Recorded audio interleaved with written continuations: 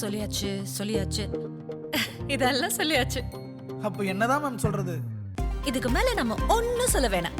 நம்ம ஆளுங்க தானே நம்மள இவ்ளோ தூரம் சப்போர்ட் பண்ணி கூட்டிட்டு வந்தாங்க. அவங்களுக்கு தெரியாதா அவங்களோட பெஸ்ட் ஹாலிடேஸ் நம்ம கூட தான்னு? கரெக்ட் தானே? GT Holidays, South India's #1 travel brand. Touring Talks ரசிகர்களுக்கு வணக்கம். வாங்க லஞ்ச் நிகழ்ச்சிக்கு போகலாம்.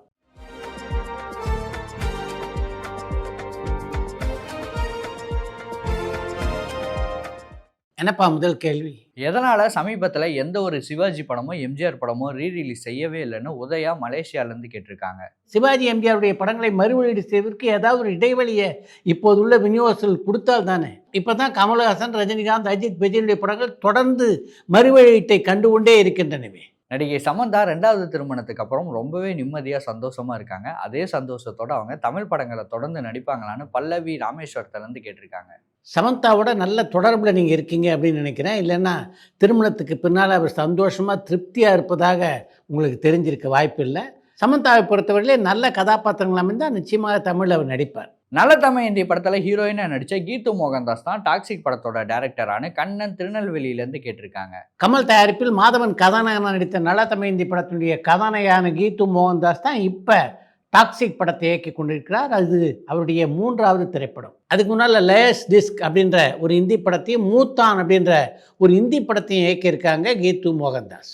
எம்ஜிஆரோட நெருங்கிய நண்பரான சின்னப்ப தேவர் தாய்க்கு பின் தாரம் படத்துக்கு அப்புறம் 5 வருஷம் அவர்கிட்ட பேசாமலும் அவரை வச்சு எந்த படமும் எடுக்காமலும் இருந்தார். அதுக்கு காரணம் என்னன்னு ஸ்ரீராம் ஸ்ரீலங்காலேருந்து கேட்டிருக்காங்க. 1968ஆம் ஆண்டிலே காதல் வாகனம் அப்படின்ற ஒரு படத்தை தயாரித்தார் சின்னப்ப தேவர். எம்ஜிஆர் தான் அதில் கதாநாயகன். அந்த படத்தினுடைய படப்பிடிப்புக்கு அவர் கொஞ்சம் தாமதமாக வந்ததுனால் அவர்கிட்ட கொஞ்சம் கடுமையாக பேசிவிட்டார் சின்னப்ப தேவர். அதன் காரணமாக தான் அவங்களுக்குள்ள ஒரு சிறு இடைவெளி ஏற்பட்டது. அந்த காலகட்டத்தில் அவருடைய தயாரிப்பில் எம்ஜிஆர் அந்த படத்திலே நடிக்கலை. தொடர்ந்து ரஜினி படங்களுக்கு அனிருத் தான் மியூசிக் பண்ணுறாரு. ஆனாலும் நமக்கு இப்போ வரைக்குமே சலிப்பு வரலையே, காரணம் என்னன்னு சங்கீதா திருவண்ணாமலையிலேருந்து கேட்டிருக்காங்க.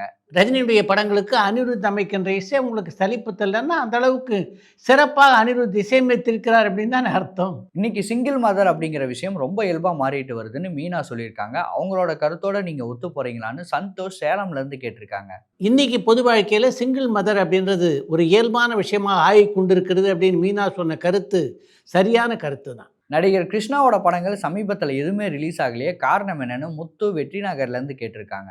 இப்போ கிருஷ்ணா புதியதாக ஒரு திரைப்படத்தை நடித்து கொண்டிருக்கார். மிக விரைவிலே அந்த படத்தினுடைய வெளியீட்டை பற்றிய அறிவிப்பு வர வாய்ப்பு இருக்குது. நடிகர் விவேக் நடித்து ரிலீஸ் ஆகாமல் இருக்க படங்கள் ஏதாவது இருக்கான்னு பரமேஸ்வரன் மாம்பழத்துலேருந்து கேட்டிருக்காங்க. விவேக் நடித்த படங்களில் அவர் இயக்கி நடித்த ஒரு படம் இருக்குது. அந்த படம் தான் இது வரைக்கும் வெளியாகலை. அந்த படம் வெளிவருவதற்கான வாய்ப்புகளும் குறைவு. எதனால் ரஜினி சொந்தமாக தயாரிப்பு நிறுவனம் தொடங்கலைன்னு பல்லவி ராமேஸ்வரத்துலேருந்து கேட்டிருக்காங்க. ரஜினி சொந்தமாக படம் எடுக்கல அப்படின்னு உங்களுக்கு யார் சொன்னது? வள்ளி, பாபா, படையப்பா போன்ற படங்கள்லாம் ரஜினியுடைய சொந்த தயாரிப்பு தானே. சினிமாவில் அரசாங்க வேலைன்னு ஏதாவது இருக்கா, அதில் எப்படி சேர்றதுன்னு ஈஸ்வரி ஒசூர்லேருந்து கேட்டிருக்காங்க. சினிமா தயாரிப்பை பொறுத்தவரை அரசாங்கத்துக்கும் தயாரிப்பாளருக்கும் எந்த சம்மந்தமும் இல்லை. அப்படி இருக்க சினிமாவில் எப்படி அரசாங்க வேலை இருக்க முடியும்? சிவாஜி கணேசன் அவர்களை வச்சு நீலகண்டன் படம் டைரக்ட் பண்ணியிருக்காரான்னு கடலாடியிலேருந்து பாலசுப்ரமணியம் கேட்டிருக்காங்க. நடிகர் தினம் சிவாஜி கணேசனுடைய நடிப்பிலே முதல் தேதி, கல்யாணம் பண்ணியும் பிரம்மச்சாரி, சபாஷ் மீனா ஆகிய 3 படங்களை நீலகண்டன் இயக்கியிருக்கிறார். அதற்கு பின்னால் தான் எம்ஜிஆருடைய திரைப்படங்களை இயக்கக்கூடிய வாய்ப்பு அவருக்கு அமைந்தது. எம்ஜிஆர் அவரும் இணைந்து பணியாற்றிய பல படங்கள் மிகப்பெரிய வெற்றி படங்களாக அமைந்ததுனால அந்த கூட்டணி அப்படியே தொடர்ந்தது. டைரக்டர் கோடி ராமகிருஷ்ணாவை பற்றி ஏதாவது தகவல் சொல்ல முடியுமான்னு சேலம்லேருந்து சந்தோஷ் கேட்டிருக்காங்க.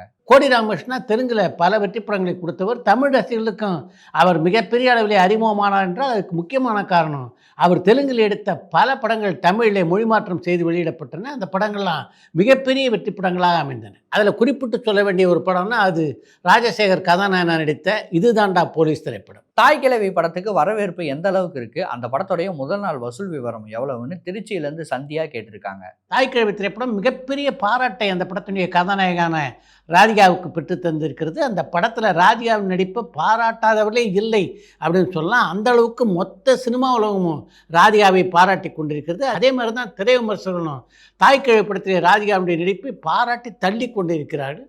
அந்த படத்தினுடைய வசூல் நிலவரம் தெரியும் இன்னும் 2-3 நாட்கள் ஆகும். கமல் ரஜினி படத்துக்கு அப்புறம் கமல் தனியாக நெல்சனோட இன்னொரு படம் பண்ண போறாரான்னு மணிகண்டன் சென்னையிலேருந்து கேட்டிருக்காங்க. ரஜினியோடு இணைந்து நெல்சனுடைய இயக்கத்தில் அடிக்கிற படத்துக்கு பின்னால் கமல்ஹாசன் நெல்சனோடு இணைய நிறைய வாய்ப்பு இருக்குது. போகும் இடம் வெகு தூரம் இல்லை படத்துக்கு தமிழக அரசு எந்த விருதுமே தரல. இதுக்கு காரணம் என்னன்னு ஈஸ்வரி ஒசூர்ல இருந்து கேட்டிருக்காங்க. தமிழக அரசுடைய விருதினை பொறுத்தவரையிலே விருதுகள் பெறாத படங்கள் நிறைய இருக்கின்றன. அதில் ஒன்று தான் போகும் இடம் வெகு தூரம் இல்லை திரைப்படம். ரஜினிகாந்த் அவர்கள் நடித்த உன் கண்ணில் நீர் வழிந்தால் படம் வெற்றி படமாக அமைஞ்சதான்னு சேலம்ல இருந்து சந்தோஷ் கேட்டிருக்காங்க.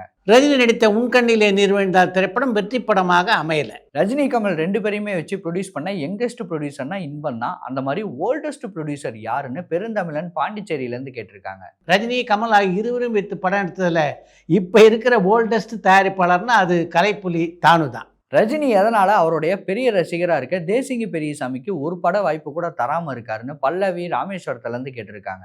ரஜினி தன் திரைப்படங்களை இயக்குகின்ற வாய்ப்பெல்லாம் தன்னுடைய ரசிகர்களை தேடி தேடியாக தந்துக்கிட்டு இருக்காரு. அவருக்கு கதை பிடிச்சிருந்தா அந்த இயக்குனர் படங்களில் நடிக்க ஒத்துக்கிறார், அவ்வளவுதான்.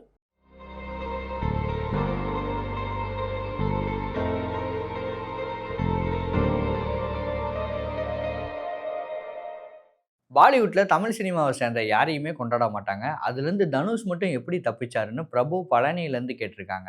பாலிவுட்டில் நம்முடைய தமிழ் நட்சத்திரங்களை கொண்டாட மாட்டாங்க அப்படின்னு சொல்ல முடியாது, கொண்டாடுவாங்க. எவ்வளோ கொண்டாடணும்னு உங்களுக்கு தெரியும், அந்த அளவுக்கு கொண்டாடுவார். ஒரு காலத்தில் கமல்ஹாசன், ரஜினிகாந்த் எல்லோரையும் கொண்டாடியவர் தான் இந்தி படக்குழுவினர். அவங்களுக்கு அந்த லிமிட்டேஷன்ஸ் தெரியும், அந்த லெவலில் வச்சு கொண்டாடுவாங்க. அப்படித்தான் இப்போது தனுஷையும் கொண்டாடி கொண்டிருக்கிறார்கள். அடுத்து இன்று ஒரு தகவல்.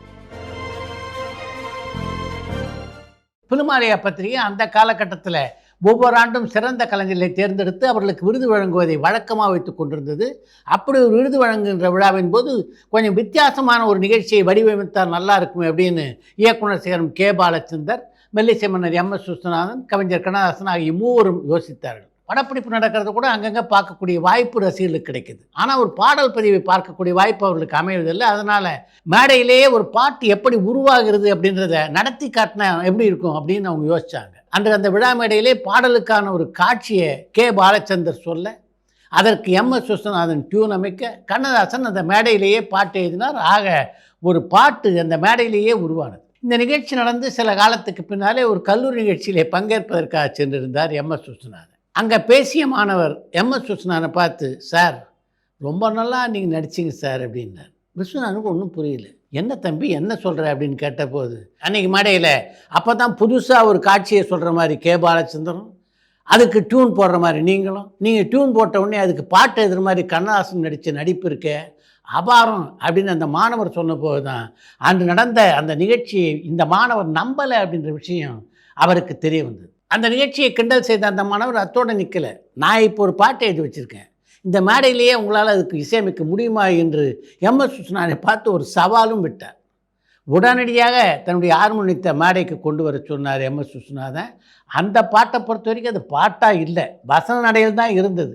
ஆனாலும் அந்த வசன நடையிலே இருந்த அந்த வரிகளுக்கு மிக அழகாக MS விஸ்வநாதன் இசையமைத்த போது அந்த அரங்கம் முழுவதும் எழுந்து நின்று கைத்தட்டி அவரை பாராட்டி. பொது மேடைகளில் எப்படிப்பட்ட சவால்களையெல்லாம் கலைஞர்கள் சந்திக்க வேண்டியிருக்கு பாருங்கள். அன்றைக்கு விஸ்வநாதனுடைய அபாரமான இசைத்திறன் காரணமாக அந்த மாணவர் விடுத்த சவாலை அவர் ஏற்றுக்கொண்டார், மிக வெற்றிகரமாக நடத்தி முடித்தார். அதுதான் MS விஸ்வநாதனுடைய தனித்திறமை.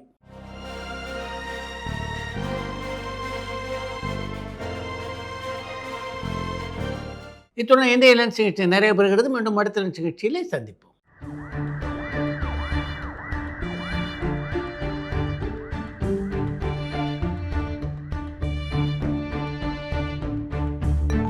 பரபரப்பான சினிமா செய்திகள், நட்சத்திரங்களின் பேட்டிகள், சினிமா வரலாறு ஆகியவற்றை பார்க்கவும் படிக்கவும் உங்களுக்கான இணையதளம் touringtalkies.co.